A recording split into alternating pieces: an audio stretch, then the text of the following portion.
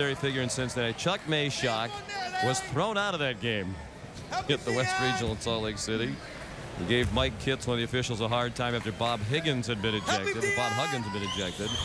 And they also took Chuck out of the ball game. So he's got a streak going now. He's made it through the next 197 games without being thrown out of a game. And your pal Dan Horde announces every ball game how many it has been. That did set a welcome precedent, though, didn't it, of a play-by-play guy getting tossed? Oh, we can certainly feel good about that happening on occasion. Well, you mentioned Huggins. I think Cincinnati playing Huggins type of defense right now. Well, he'd be proud of this effort. Yancey Gates, the shot missed, out of bounds, last touch by Toyloy. Dan Horde, the play-by-play partner there, did his best that day to try. He had Chuck by the back of his belt, trying to pull him back into the chair, but Chuck's a passionate UC guy, coached under Bob Huggins, played with Oscar Robertson, and he didn't like the way things were going. Huggins got thrown out of the game, and he got tossed too. Nice play. And Jay, if you grab his belt and keep him here, I won't speak to you. By the way, Dan Horde, one of the great play-by-play guys in the country. I hope some Major League Baseball team's smart enough to hire him. He does a wonderful job. I live in New England and listen to him do the Pawtucket Red Sox games in the summer, and he is as good as anybody broadcasting in the major leagues. What, do you have a radio in your cart? Larry Davis scores for UC. He has 5 off the bench. Goodson short with the runner. Clearly Gonzaga trying to pick up the speed here, and then Bolden called for a reach-in foul after Gates had the rebound. 3 fouls now on Matt Bolden, and that's a concern, with still nearly 14 full minutes to go. Gonzaga went back to man-to-man on that last possession, and Cincinnati was able to get all the way to the rim. Remember a few minutes ago, Gates took that jump shot a little bit deep. That's because he doesn't get any touches inside. Yep. You start drifting out to be part of the game. They headed back into the zone, 1-2-2. And it looks like a little. You're right, the man. Yep. They're sticking the man. They need to go inside. This is how they do it. They usually yo-yo the 2 bigs. Gates, the Gonzaga bench, thought he traveled. Run down in the corner by Kashmir Wright. It's a new shot clock for Cincinnati, but they don't use it. Deion Dixon throws in another 3. His first points today, but he's had a terrific tournament. It's a 10-point game and a timeout called by Mark Few.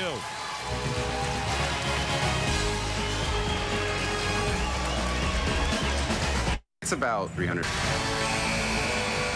Tomorrow at the 76 Classic from the Anaheim Convention Center. Full day of quarterfinal action starting on ESPNU at 2 o'clock. West Virginia will take on Long Beach State. And the rest of the day's action is on ESPN2. Texas A&M and Clemson, Minnesota and Butler, and Portland and UCLA. Cincinnati is giving their big guys the responsibility of guarding one-on-one in the post, but they have also double-teamed Matt Bolden every time he's come off a ball screen. They've taken him totally out of the game. And they've gotten him away from the ball screen, using the down screen now, where they do help beautifully. Oh, just a reach down by Dixon. They had him in the double team. You cannot reach in a double team. Boy, they had a dribble picked up.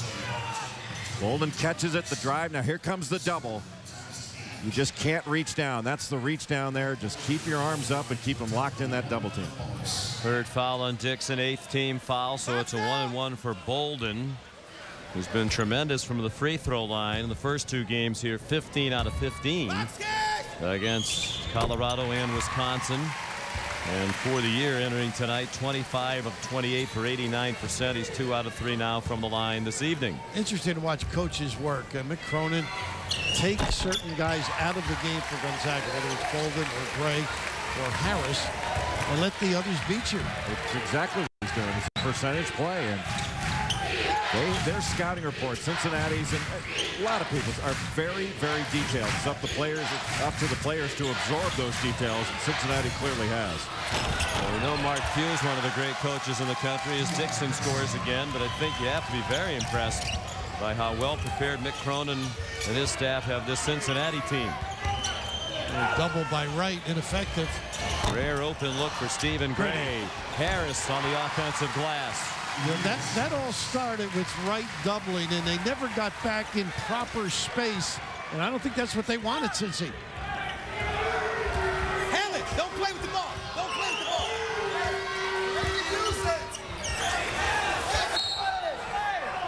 Bolden knocked it out of bounds. Nick Cronin, given name is Michael.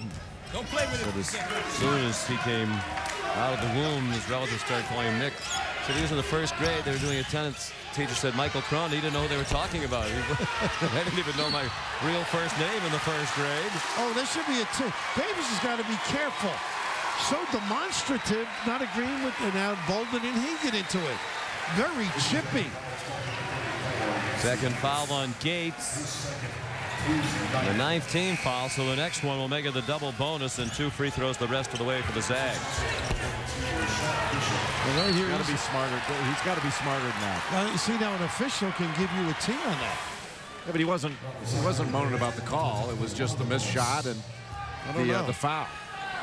In a game that what's happened or transpired before, the tendency might be to calm everybody down. You know what I mean? Could be. The foul wasn't even on Davis. It was on Gates. Davis was demonstrative perhaps because he thought it was on him. However, it was not. Davis lost a handle out of bounds.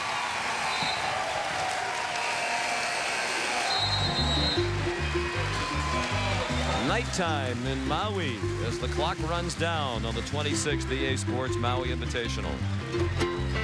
Each other in the SEC championship game. Almost certainly, if Texas finishes undefeated, they will play in that national title game. A little show early, a half-court trap, and back to the straight-up man. Bolden, who does not have a field goal, sends it to the baseline. A tough shot from Harris to get Gonzaga back within 6. 10 points for the 20-year-old freshman from Germany. He has a lot of international experience. He's played in the European Championships against some NBA players. Tough shot by Dixon. Rebounded by Bolden. Well, they need to look inside. Instead, they stay outside, and an elusive 3 finally buried by Gray. A quick blitz by Gonzaga, and a quick timeout from Mick Cronin.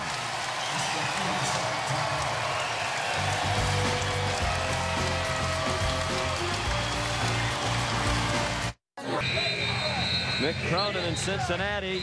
They've watched a 10-point lead very quickly become 3, a 7-0 run for Gonzaga over the last minute and 42 seconds. Harris 5 for 8 got them going, and then this deep jack getting the feet set. Nice little brush screen, sets it up. A little nylon from deep. Now they need Bolden to join forces, and they may have something going since he's got to buckle down. 2-1-2 3/4 court pressure.